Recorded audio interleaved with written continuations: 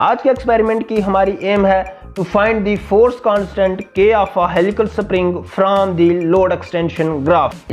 तो इसमें सबसे पहले हमें एक वर्टिकल रिजिड सपोर्ट चाहिए जिसके साथ की वर्टिकली स्केल अटैच्ड हो। इस रिजिड सपोर्ट के साथ हमने एक स्प्रिंग को भी फिक्स किया हुआ है और इसी स्प्रिंग के साथ हुक और पॉइंटर लगे हुए हैं। पॉइंटर हमें स्केल से रीडिंग देगा और हुक में हम एक हैंगर लटकाएंगे और हैंगर में कुछ नाउन वेट्स लोड और अनलोड करेंगे और दोनों केसेस में लोडिंग और अनलोडिंग के केसेस में जो एक्सटेंशन प्रोड्यूस होगी स्प्रिंग में उसे ऑब्जर्वेशन टेबल में सब्स्टिट्यूट किया जाएगा और फिर लोड वर्सेस एक्सटेंशन एक ग्राफ ड्रा किया जाएगा और उसी ग्राफ से हम के की वैल्यू निकालेंगे। अब हम पहली ऑब्जर्वेशन लेंगे हैंगर में बिना कोई लोड डाले हुए यानी कि 0 ग्राम वेट पे। तो आप देख सकते हैं इस समय पॉइंटर 13.3 सेंटीमीटर पे है। ध्यान रहे हर एक ऑब्जर्वेशन लेते वक्त आपकी आईज पॉइंटर के पहले रहनी चाहिए और स्प्रिंग और पॉइंटर स्टेबल इक्विलिब्रियम में होने चाहिए। बढ़ते हैं दूसरी ऑब्जर्वेशन की ओर। अब हमें हैंगर में लोड्स डालने हैं। हमारे पास 50-50 ग्राम के लोड्स उपलब्ध हैं।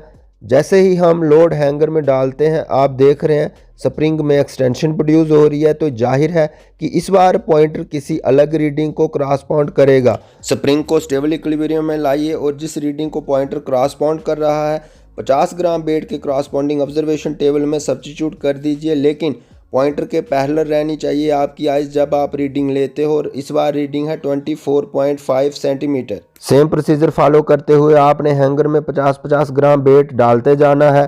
स्प्रिंग में एक्सटेंशन प्रोड्यूस होगी, पॉइंटर डिफरेंट रीडिंग को क्रॉसपॉन्ड करेगा। हर रीडिंग को ऑब्जर्वेशन टेबल में नोट डाउन करना है। ऐसा करने पे 100 ग्राम वेट पे रीडिंग आई 35.7 सेंटीमीटर और 150 ग्राम वेट पे आप देख सकते हैं पॉइंटर क्रॉसपॉन्ड कर रहा है 46.9 सेंटीमीटर को। अब यही सेम रीडिंग अनलोडिंग वाले कॉलम में 150 ग्राम वेट के सामने आएगी। नेक्स्ट स्टेप में हमें अनलोडिंग करनी है यानी कि जो बेड्स हमने डाले हैं उन्हें बाहर निकालना है। एक एक करके जब आप बेड्स बाहर निकालेंगे तो जो एक्सटेंशन प्रोड्यूस हुई है वो वापस रिवर्ट हो जाएगी और पॉइंटर फिर से अलग अलग रीडिंग को क्रॉसपॉन्ड करेगा। ऐसा करने पे आप देख सकते हैं स्प्रिंग ऑसिलेट कर सकती है। इसको आपने स्टेबल इक्विलिब्रियम में लाना है, आइस को पॉइंटर के पैरेलल लाना है और जितना भी बेट हैंगर में होगा उस बेट के क्रॉसपॉन्डिंग ऑब्जर्वेशन टेबल में पॉइंटर जो रीडिंग शो करेगा सब्स्टिट्यूट करना है। आप देख सकते हैं कि इस समय हैंगर में 50 ग्राम वेट लोड रह गया और रीडिंग है 24.5 सेंटीमीटर। जब जे 50 ग्राम भी निकाल दिया जाता है तो 0 ग्राम वेट लोड के क्रॉसपॉन्डिंग रीडिंग है 13.3 सेंटीमीटर। बच्चों अब हमें इंडिविजुअल लोड्स के क्रॉसपॉन्डिंग लोडिंग और अनलोडिंग के केसेस में जो पॉइंटर की रीडिंग नोट डाउन की है उनका मीन लेना है। पहला मीन आएगा G1 = 13.3 सेंटीमीटर, दूसरा G2 = 24.5 सेंटीमीटर, तीसरा G3 = 35.7 सेंटीमीटर और चौथा G4 = 46.9 सेंटीमीटर।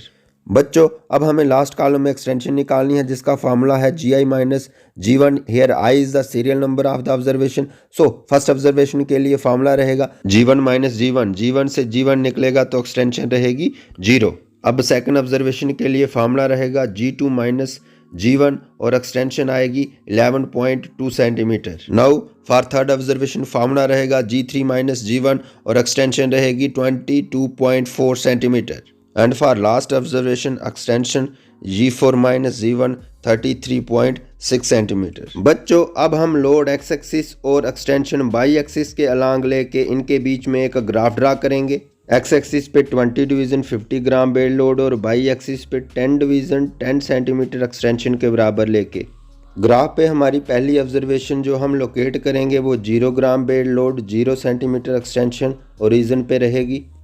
दूसरी ऑब्जर्वेशन 50 ग्राम बेड लोड और 11.2 सेंटीमीटर एक्सटेंशन को ग्राफ पे लोकेट करने के लिए हम 20 डिवीज़न एक्स एक्सिस के अलांग जो कि 50 ग्राम बेड लोड के बराबर है और 11.2 डिवीज़न वाई एक्सिस के अलांग जो कि 11.2 सेंटीमीटर के बराबर है मूव करेंगे और फिर इन दो पॉइंट्स के क्रॉसपॉन्डिंग दो परपेंडिकुलर ड्रॉप करेंगे और यहाँ पे ये दो परपेंडिकुलर इंटरसेक्ट करेंगे, वहाँ पे इस पॉइंट को लोकेट कर देंगे। अगर आप ग्राफ में एक्सपर्ट नहीं है तो ये परपेंडिकुलर आपको डॉटेड लाइन में ड्रा करने पड़ सकते हैं और अगर एक्सपर्ट हैं तो आप इमेजिनरी तौर पे इन परपेंडिकुलर के अलांग मूव कीजिए और पॉइंट्स को लोकेट कर दीजिए। इसी तरह से आपने बचे हुए दो ऑब्जर्वेशन को भी ग्राफ पे लोकेट करना है और जब आप ये चारों की चारों ऑब्जर्वेशन ग्राफ पे लोकेट करते हो तो आप देखोगे कि ये बहुत ही सुंदरता के साथ 4 के 4 पॉइंट एक स्ट्रेट लाइन पे फॉल कर रहे हैं।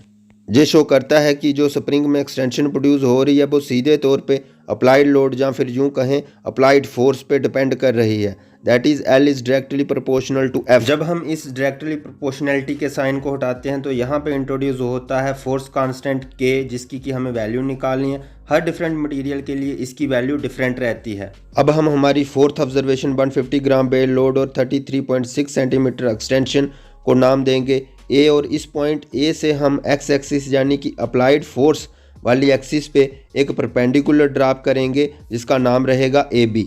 अब अगर आप राइट ट्राइंगल ABO को देखते हो तो इस ट्राइंगल में perpendicular over base tan theta के बराबर रहता है। परपेंडिकुलर है AB और बेस है OB, यानी कि AB over OB is equal to tan theta.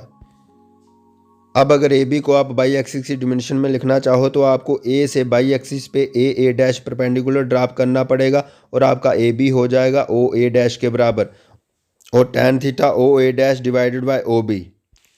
अब OA डैश बाई एक्सिस की डिमेंशन है जिसके अलॉन्ग एक्सटेंशन रखी हुई है, और OB एक्स एक्सिस की डिमेंशन है जिसके अलॉन्ग फोर्स रखी हुई है, यानी कि L divided by F is equal to tan theta equation second आ जाएगी।